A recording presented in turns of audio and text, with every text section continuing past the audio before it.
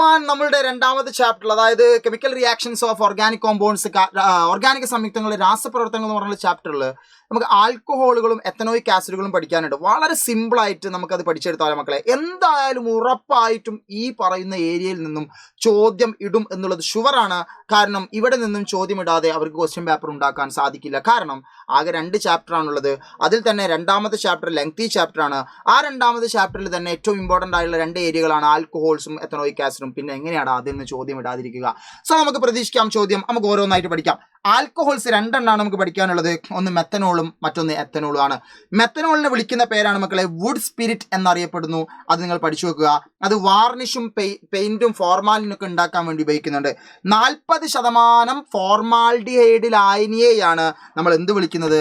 ഈ പറയുന്ന ഫോർമാലിൻ എന്ന് വിളിക്കുന്നത്. പഠിച്ചു വെക്കണം. 40% ഫോർമാൽഡിഹൈഡ് ലായനിയാണ് ഫോർമാലിൻ, അഥവാ 40% സൊല്യൂഷൻ ഓഫ് ഫോർമാൽഡിഹൈഡ്.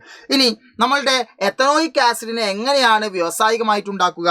കാർബൺ മോണോക്സൈഡും ഹൈഡ്രജനും ഒരു ഉൽപ്രേരകം അല്ലെങ്കിൽ കാറ്റലിസ്റ്റിന്റെ സാന്നിധ്യത്തിൽ നമ്മൾ ചൂടാക്കിയാൽ 573 കെൽവിൻ വെച്ച് ചൂടാക്കിയാലാണ് നമുക്ക് മെത്തനോൾ ഉണ്ടാകുന്നത്. ഒരു കാര്യം ഓർക്കുക, മെത്തനോൾ വിഷമാണ്, പോയിസൺ ആണ് എന്നുള്ളത് നിങ്ങൾ ഓർത്തു വെക്കുക. മക്കളെ നോക്കിയടാ, അടുത്ത കാർബോക്സിലിക് ആസിഡ് ആൽക്കഹോൾ ആയിട്ടുള്ള എത്തനോൾ പഠിച്ചെടുക്കാം. 2 കാർബണുള്ള ആൽക്കഹോൾ ആണ് എത്തനോൾ. ഇതിന് വിളിക്കുന്ന മറ്റൊരു പേരാണ് ഗ്രേപ്പ് സ്പിരിറ്റ്, അതല്ലെങ്കിൽ ഗ്രേപ്പ് സ്പിരിറ്റ് തന്നെ. ഓക്കെ, ഇത് ബീവറേജ് ആയിട്ടും ഔഷധങ്ങളായിട്ടും പെയിന്റ് ആയിട്ടും ഒക്കെ ഉപയോഗിക്കുന്നുണ്ട്. ഇത് ഇൻഡസ്ട്രിയിൽ ഉണ്ടാക്കുന്നത് വളരെ ഇമ്പോർട്ടൻ്റ് ആണ്, വെരി ഇമ്പോർട്ടൻ്റ് ആണ്. അതായത് മക്കളെ, മൊളാസസ്, അതായത് പഞ്ചസാരയുടെ ഗാഢത കൂടിയ ലായനിയാണ് മൊളാസസ്. പഞ്ചസാര തരികൾ വേർതിരിച്ചതിന് ശേഷം നമുക്ക് കിട്ടുന്ന പഞ്ചസാരയുടെ ഇൻഡസ്ട്രിയിൽ നിന്ന് കിട്ടുന്ന ആ ഒരു ലായനിയാണ് മൊളാസസ്. അതിലേക്ക് ഈസ്റ്റ് ചേർക്കുക, അപ്പോൾ ഫെർമെന്റേഷൻ നടക്കും. അങ്ങനെയാണ് എത്തനോൾ ഉണ്ടാക്കുന്നത്. അപ്പോൾ എത്തനോളിന്റെ വ്യാവസായിക നിർമ്മാണത്തിന്റെ പേര് ചോദിച്ചാൽ ഫെർമെന്റേഷൻ എന്ന് പറയാൻ സാധിക്കണം. ഓക്കെ, അപ്പോൾ എത്തനോൾ എന്ന് പറയുമ്പോൾ ഷുഗർ സൊല്യൂഷൻ ആണ്. അതിൽ ഒന്നാമത്തെ എൻസൈം ആയിട്ടുള്ള ഇൻവെർട്ടേഴ്സ് പ്രവർത്തിച്ചാൽ നമുക്ക് ഗ്ലൂക്കോസും ഫ്രക്ടോസും കിട്ടുന്നു. ആ ഗ്ലൂക്കോസും ഫ്രക്ടോസിലേക്ക് സൈമേഴ്സ് എന്ന് പറഞ്ഞ രണ്ടാമത്തെ എൻസൈം പ്രവർത്തിക്കുമ്പോൾ അവിടെ എത്തനോൾ കിട്ടുന്നു. ഇതാണ് എത്തനോളിന്റെ വ്യാവസായിക നിർമ്മാണം. കഴിഞ്ഞില്ല. എത്തനോളിന്റെ നിർമ്മാണത്തിൽ നമുക്ക് പഠിക്കണം എത്ര ടൈപ്പ് എത്തനോൾ ഉണ്ട്. മക്കൾ നോക്കിക്കേ, 8 മുതൽ 10% വീര്യമുള്ള വളരെ വീര്യം കുറഞ്ഞ എത്തനോളിനെ നമ്മൾ വാഷ് എന്ന് വിളിക്കാനായിട്ട് സാധിക്കും. ഈ വാഷിനെ അംശിക സ്വേദനം അതല്ലെങ്കിൽ ഫ്രാക്ഷണൽ ഡിസ്റ്റിലേഷൻ നടത്തി കഴിഞ്ഞാൽ റെക്ടിഫൈഡ് സ്പിരിറ്റ് എന്ന് വിളിക്കാനായിട്ട് സാധിക്കും. അതിന്റെ പെർസെൻറ്റേജ് 95.6% റെക്ടിഫൈഡ് സ്പിരിറ്റിന് എത്തനോളിന്റെ പെർസെൻറ്റേജ്. ഇനിയോ 100% ആയി കഴിഞ്ഞാൽ അതിനെ വിളിക്കും അബ്സല്യൂട്ട് ആൽക്കഹോൾ എന്ന് വിളിക്കും. ഇനി ഈ അബ്സല്യൂട്ട് ആൽക്കഹോളിലേക്ക് അല്പം പെട്രോൾ ചേർത്താൽ അതിനെ പവർ ആൽക്കഹോൾ എന്ന് വിളിക്കും. ഇത് വാഹനങ്ങളിൽ ഇന്ധനമായിട്ട് ഫ്യൂവലായിട്ട് നമ്മൾ ഉപയോഗിക്കാറുണ്ട്. ഇനി മക്കളെ കേട്ടോ, നമ്മളുടെ റെക്ടിഫൈഡ് സ്പിരിറ്റ് പല വ്യാവസായിക ശാലകളിലും ഇൻഡസ്ട്രിയിലും നമ്മൾ കൊണ്ടുവെക്കും. പെയിന്റ് ഉണ്ടാക്കാനും മെഡിസിൻ ഉണ്ടാക്കാനൊക്കെ കൊണ്ടുവെക്കും. എന്നാൽ അത് മദ്യപാനം പോലെയുള്ള ദുരുപയോഗം ഒഴിവാക്കാൻ അതിലേക്ക് കുറച്ച് വിഷം ചേർക്കും. അങ്ങനെ കിട്ടുന്ന സ്പിരിറ്റിന്റെ പേരാണ് ഡീനാച്ചുറഡ് സ്പിരിറ്റ് എന്ന് പറയുന്നത്. അതിന് ഉദാഹരണമാണ് മീഥൈലേറ്റഡ് സ്പിരിറ്റ്. എങ്ങനെയാ മീഥൈലേറ്റഡ് സ്പിരിറ്റ് എടുക്കുക?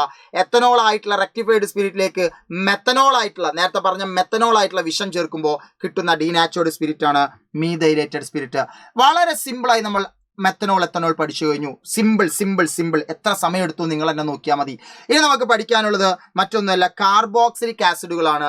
കാർബോക്സിലിക് ആസിഡിൽ ഏറ്റവും ഇമ്പോർട്ടൻ്റ് ആയിട്ട് നമുക്ക് പഠിക്കാനുള്ളത് എത്തനോയിക് ആസിഡ് ആണ്, അഥവാ അസറ്റിക് ആസിഡ് ആണ്. എത്തനോയിക് ആസിഡും അസറ്റിക് ആസിഡും 2 കാർബണുള്ള ആ ആസിഡിന്റെ പേര് തന്നെയാണെന്ന് ആദ്യം അറിഞ്ഞു വെക്കുക. രണ്ടും 2 ആസിഡ് അല്ല, ഒരു ആസിഡ് തന്നെയാണ്.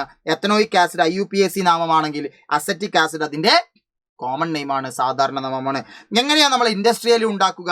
അതിനെ ആദ്യമായി മെത്തനോൾ എടുക്കുക. മെത്തനോൾ എടുത്തിട്ട് കാർബൺ മോണോക്സൈഡ് ചേർത്താണ് കാറ്റലിസ്റ്റിന്റെ സാന്നിധ്യത്തിൽ നമ്മൾ എത്തനോയിക് ആസിഡ് ഉണ്ടാക്കുന്നത്.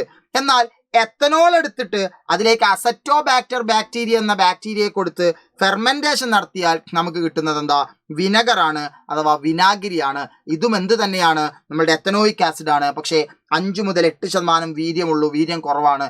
വീര്യം കുറഞ്ഞ 5 മുതൽ 8% വീര്യമുള്ള എത്തനോയിക് ആസിഡിനെ വിളിക്കുന്ന പേരാണെന്ത്? വിനെഗർ. അതുണ്ടാക്കുന്നതും എങ്ങനെയാണ്? ഫെർമെന്റേഷൻ ആണ്. നേരത്തെ ഫെർമെന്റേഷൻ എവിടെയാ പഠിച്ചത്?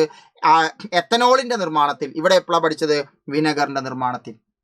ഇനി നമ്മുടെ എത്തനോയിക് ആസിഡ് ഉപയോഗങ്ങളാണ്. ഇത് ടെക്സ്റ്റ് ബുക്കിലുണ്ട്. തീർച്ചയായിട്ടും ഇതിൽ 1, 2, 3 ഉപയോഗങ്ങൾ നിങ്ങൾ പഠിച്ചു പോകണം.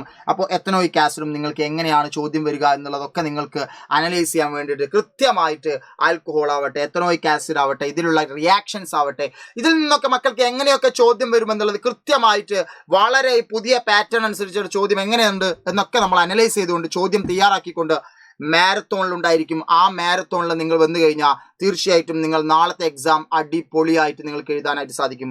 സോ ഞങ്ങളെല്ലാവരും നിങ്ങളെ മാരത്തോണിൽ വെയിറ്റ് ചെയ്യുന്ന മക്കളെ. ഓർക്കണം, 2 എക്സാമുകളാണ്, ബയോളജിയും കെമിസ്ട്രിയും. നമ്മൾ രണ്ടും പൊളിച്ചടക്കും. അപ്പോൾ ഇന്ന് മാരത്തോണിൽ കാണാമെന്ന പ്രതീക്ഷയോട് കൂടിയിട്ട്, കാർബോക്സിലിക് ആസിഡും ആൽക്കഹോളും വളരെ സിമ്പിൾ ആയിട്ടുള്ള നിങ്ങൾ പഠിച്ചു കഴിഞ്ഞുള്ള പ്രതീക്ഷയോട് കൂടിയിട്ട്, നിങ്ങളുടെ അഭിപ്രായങ്ങൾ കമൻറ്റ് ചെയ്യുക എന്നുള്ള പ്രതീക്ഷയോട് കൂടിയിട്ട് ഇപ്പോൾ ഇത് സൈനിങ് ഓഫ്.